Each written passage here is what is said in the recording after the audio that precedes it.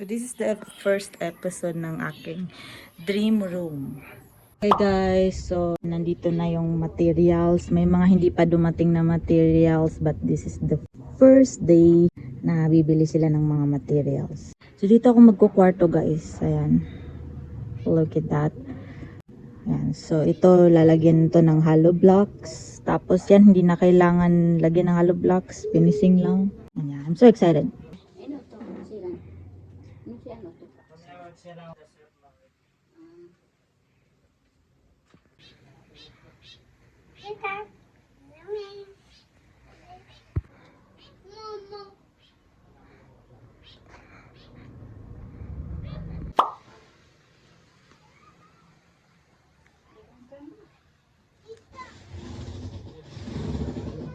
Bisa nga, baby.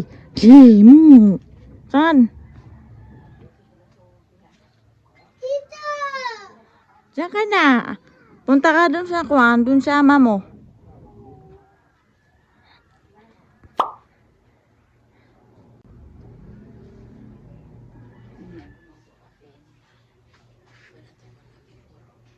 Hello guys. Ano ba yan? Sabi talaga na. Pasensya na guys sa background at sa background noise. Ang ingay ng aking pamangkin. Ayun guys, lalabas kami ngayon. Kasama ko yung nanay ko kasi magkakanvas kami ng pintuan para sa aking kwarto, sa aking dream room. Magpapagawa ako ng dream room ko. And yes, sa wakas mangyayari na siya. At yun, ginagawa na siya guys. So nalagyan na siya ng, ano bang tawag dito? Atip ba? Atik. Ang hirap ng Tagalog. Basta yung ano, basta na-startan na siya. Pupunta nga pala kami sa City Hardware para maghanap ng murang pintuan sana. Pwede sana kami magpagawa pero kasi nagtatry lang kami baka may makuha kaming murang pintuan. Kasi gusto ko yung pintuan na may design. Wow, ang arte pa nito. Pwede namang magpagawa ng pintuan sa label. Pero walang design yun, of course. So, pero kasi ako gusto ko yung may design. Yung tulad ng pintuan ko sa bahay ko sa Marawi. Wow, bahay ko sa Marawi. Ako lang. Ang bahay namin sa Marawi. So may kwarto kasi ako doon at gusto ko yung door ko doon sa kwarto na yun. The next door, this is my room. This is my room.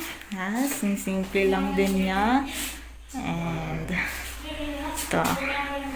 Gusto ko white lang din yung ipintura dito dahil gusto ko yung maliwanag at saka ayoko yung masyadong colorful talaga.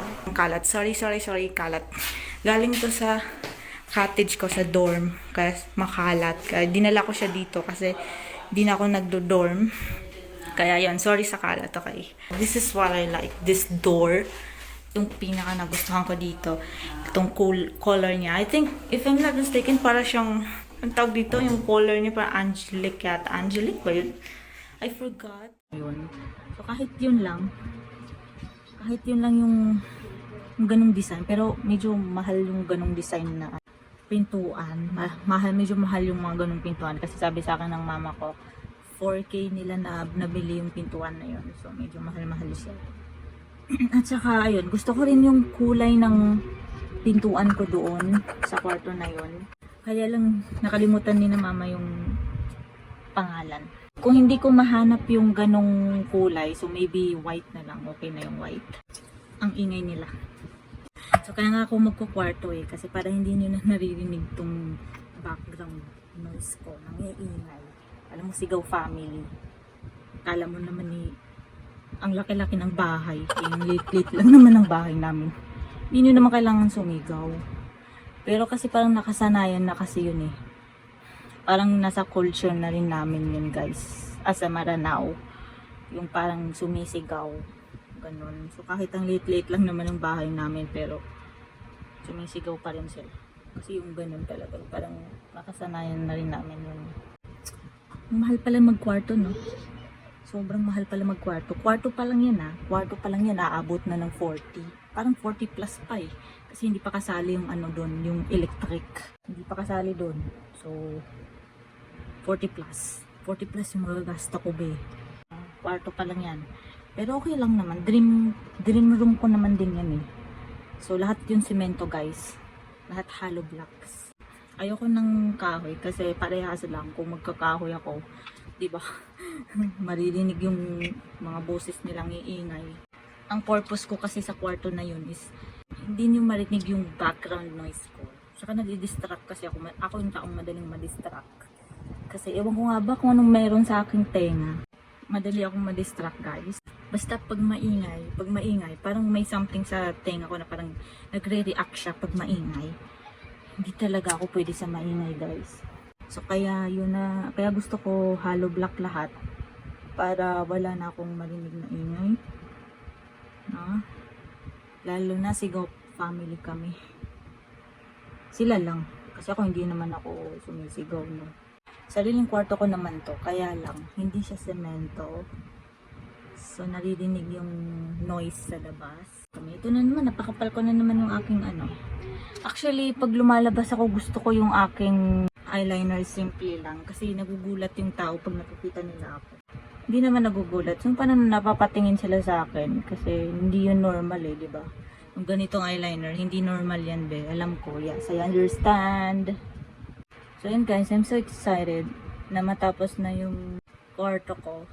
Parang ang saya lang kasi itong bahay na to, ang tagal na tong bahay na to, 20 years na tong bahay na to. I think 20 plus years pa siya. Kasi nung tumira kami dito, maliliit pa kami. Ako, elementary pa ako. Nandito ako gumraduate ng elementary. Kaya sobrang memorable sa akin itong bahay na to. At tumagal kami sa Marawi, guys. Naabutan pa namin yung Marawi Siege. Hindi ko talaga ini-expect na babalik kami dito sa Kidapawan. Kasi lalo na nagkaroon kami ng bahay doon sa Marawi. So, akala ko doon na kami tatagal. Akala namin tatagal kami doon kasi yun, nagkaroon kami ng bahay doon. Pero, hindi pala. Diba? Hindi mo talaga ni-expect yung mga nangyayari sa buhay mo, no? So, hindi ko na-expect din na babalik kami dito. At magpapagawa ako ng kwarto ko. Actually, this is my first time na magpagawa ng sarili kong kwarto. Kasi never ko pa na-experience yun, guys, na magpagawa ng sariling kwarto. Ang saya lang sa feeling pag meron kang ini-invest. Buti na lang talaga nagtipid ako, no? Buti na lang marunong akong magtipid. Kasi kung hindi ako aabot ng ano dyan. Hindi ko kaya yung ano na yan, yung room na yan. Yes, ako ang gagasto nun, guys. Ako lahat yung gagasto. Walang tutulong sa akin. Kasi wala rin naman din silang maitulong. So, okay lang din na ano, ako lang. Kasi may maitutulong sila sa akin. Pero baka mga next month pa, ganyan. Ako kasi, ang goal ko kasi before pa dumating yung aking birthday, matapos na yung kwarto ko. Kaya nga nagmamadali ako. So kung hihintayin ko pa sila, so baka diba, matapos na yung aking birthday. Hindi pa tapos yung kwarto ko. Yes guys, sa August 14 yung aking birthday. Oh my gosh, tumatanda na tayo. Kaya gusto ko nang magawa yung mga pangarap ko. So isa na yung kwarto na yan.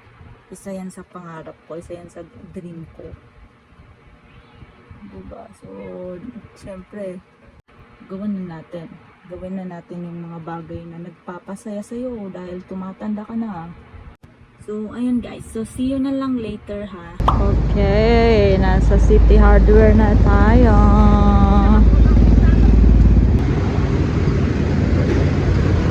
Okay, pupunta na tayo guys sa City Hardware. Ayan, so ito yung mga tiles 71. Ang mamahal, no?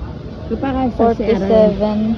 So, ayan. Pero yung bet kung ano, kasi ito parang pang CR to.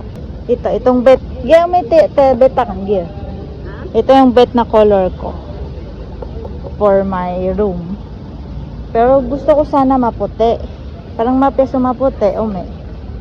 Parang mas bet ko rin yung maputi. Ayan. Yung maputi na, yung very light lang, very white lang. Yung very, ayun pala yung gusto kong maputi. So ito, yung mga ganitong style guys, 77, ay mas mahal to kumpara dun 70 yan ano, Meo? Yan, na 77. Mas mahal to. May plano talaga akong mag-tiles pero baka hindi, baka sakali muna yung tiles. Wag muna kasi marami akong gagastusan. Reserve na daw siya. Kaya lang wala siyang design. So, nagpagawa na lang sana ako. Yung ganito din yung design. Pero actually okay din naman siya. Kaya lang walang design eh. Pero mura din naman. Ay, oo, ang dami. Wait lang. Ayan, guys. Ito, guys, yung mga pinto ang mamahal. 3K. Oh my. Bet ko rin to. 2,000. Parang bet ko to. 2,596. Parang bet ko to. Bet ko to, umi.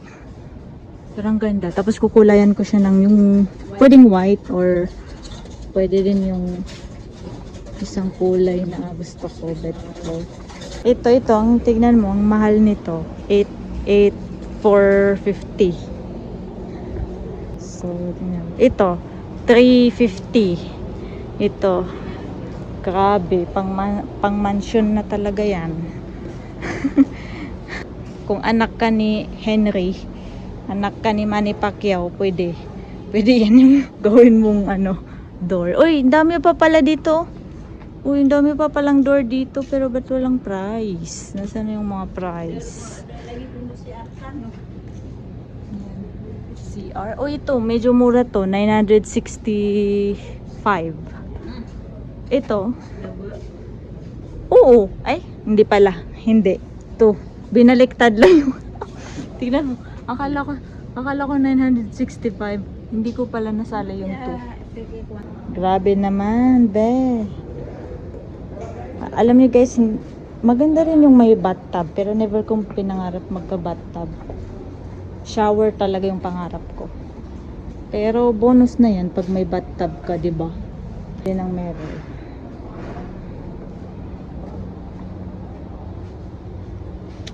Yes, ganda rin ito. Pero yung price of course, mahal nito. Maganda talaga sa CR yung may lababo na maganda ito. As a makeup creator, kailangan natin ng ganitong lababo. Ayan, diba? Okay guys, so feeling ko next time na lang. Next time na lang, besh, kasi ang mahal. Kasi imaginein mo yung door 2,500 plus, tapos without frame pa yun guys. Hindi pa kasali yung frame. Tapos yung frame, yung price niya is 1,600. So, lahat, yung magagasto ko lahat is 4,000 plus.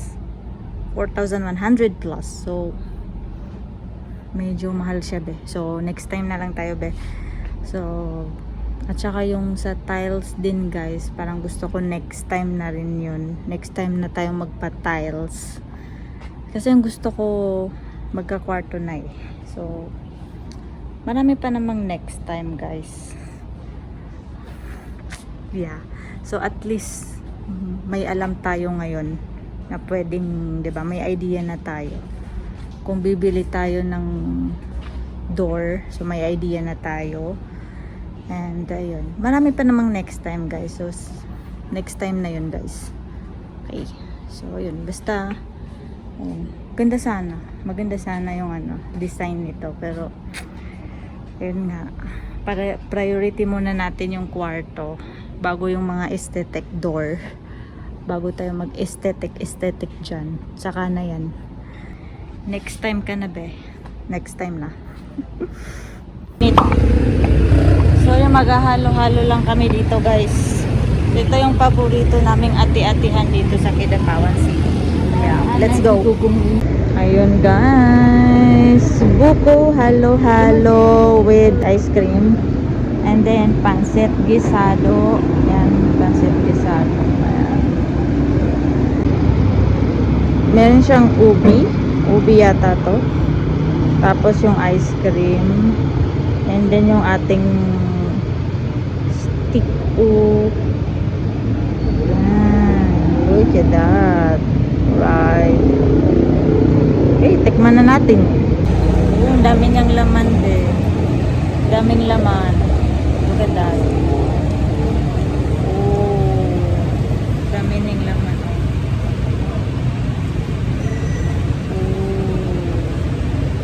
Oh. Isn't it great? Isn't it amazing? Okay. Tikman na natin. Bismillah, bismillah, bismillah, bismillah. Taste test. Mercury na makatawan na na-stick yan.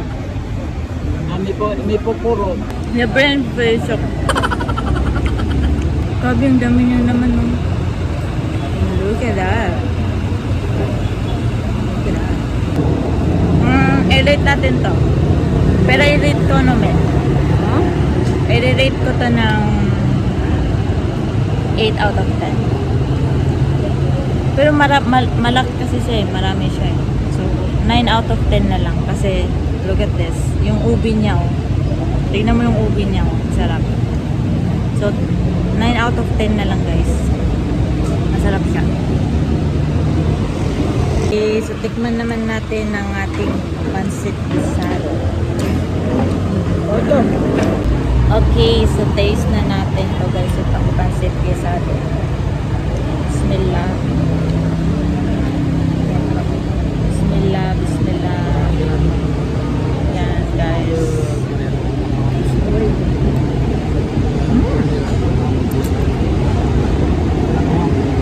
Medyo siya salty guys. Pero 8 out of 10. Medyo salty pero masarap. Okay guys, tikman na natin yung kanilang burger. Hindi ko in-expect na ganito yung burger nila. Yes. So, akala ko simple lang yung burger nila. Kasi sabi nila cheeseburger. Akala ko cheese lang.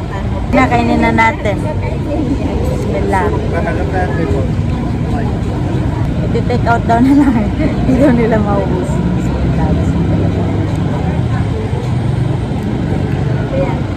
Medyo matamis siya. Pero okay lang. Medyo matamis.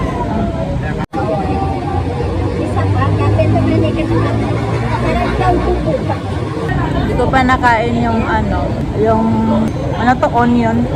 Baka mas sumanap pag may onion.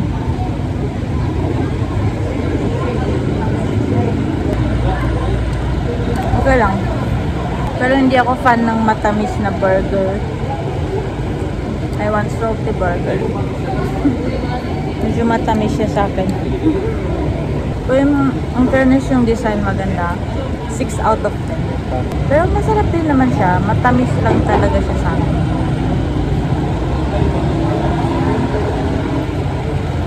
Ang pancit gisado dito sa burger, baka naman medyo maging salty. Kahit pa paano.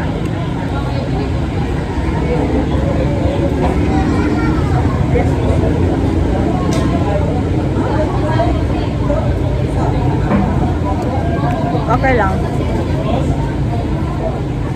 Not bad.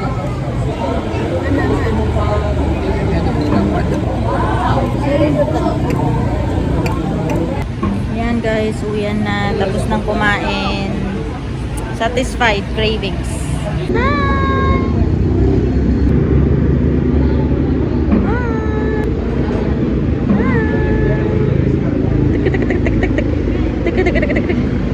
Bye-bye!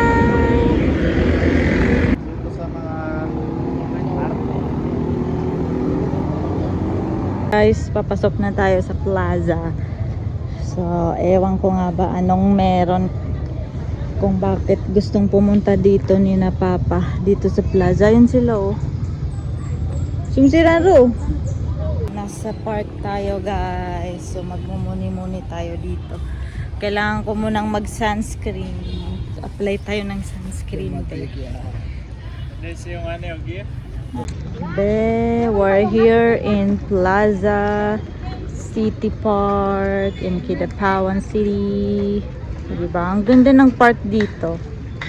Dati natatandaan ko nung bata ko medyo hindi to maganda. So, ang laki ng na-improve ng city park na to. Super ganda. Ayun guys, pamega kami guys. Oo, tumigil. Yeah, after that, uwi na kami. So yun lang. Sobrang init dito be. Nakalimutan kong dalhin yung sunscreen ko. Nakalimutan ko yung sunscreen ko. Guys, sobrang init sa labas. So ayun guys, tignan mo, namumulan na yung aking mata kasi nakatulog ako. Kararating lang namin and then natulog ako kasi nakakapagod yung wala ka pa namang ginagawa pero sa sobrang init napapagod ka. Yes, sobrang init. Kaya mag-green tea tayo, besh. So itatry ko tong green tea na to. So this is Chinese green tea. Premium quality, Susan Baker. Kung Chinese green tea siya, bakit yung pangalan niya is Susan Baker? Susan Baker? Okay. Anyway, nakakapagod lumabas guys. So feeling ko yun na yung last time na lalabas kami. Maybe this whole month. But baka feeling ko lalabas pa ako kasi syempre pa matatapos yung kwarto ko, feeling ko a week. Yes. Feeling ko 1 week matatapos na yan. Feeling ko next week matatapos na yan. Yung kwarto ko kasi nalagyan na nila ng hollow block guys. Nalagyan na nila ng hollow block. So, yeah. At saka maliit naman yung kwarto ko. Hindi naman kalakihan yung kwarto ko. So, matatapos yan ng maaga. Kailangan ko nang bumili ng mga gamit. Pero guys, at first, hindi ko pa medyo makukumpleto yung mga gamit kasi nga kulang tayo ng budget. Okay. So, step by step muna tayo mga beshi. Sige nga, ipakita ko sa inyo. Papakita ko muna sa inyo yung update sa room ko. Ayan na guys.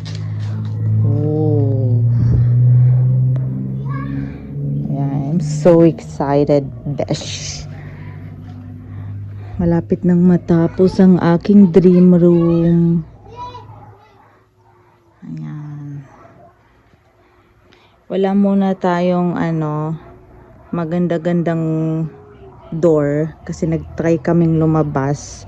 Wala kaming nakitang iba pang door na mabibilhan ng iba pang door, ibang pintuan. Ano ba to? Parang may lapinig na nag-ano sa akin. So ayun guys, so sa City Hardware lang yung alam namin na may door, may maganda-gandang door. So kaya ayun. So ganitong door muna yung mailalagay ko dito sa aking dream room. So saka na muna yung may design na door kasi kulang tayo sa budget, di ba? So kailangan pa kasi ng frame yung ating door. So yung frame na yun mahal din yun kasi 1.6, imagine mo yun, tapos yung door pa, naku. So syempre priority ko muna yung yung pintura sa loob, yung painting. Yung plano ko naman dito guys is vinyl tiles, yung nabibili sa TikTok. Yes, yung dinidikit. So yun muna yung ilalagay ko dito, yung gagawin ko munang floor ko. So gagawin ko muna siyang parang tiles ko. Pero may plano akong mag-tiles, pero wag muna ngayon. So imagine mo, isang kwarto lang yan, 40,000. Grabe. So kung magpapa-tiles ka pa, maglalagay ka pa ng maganda-gandang door, so medyo aabutin tayo ng niyan, 50,000 yan. So ayoko mo nang gumasto sa first day ng room ko. Step by step muna tayo. I'm so grateful guys. Alhamdulillah. Alhamdulillah. Ayan. Malapit nang matapos yung room ko. This is my dream room guys. Look at that.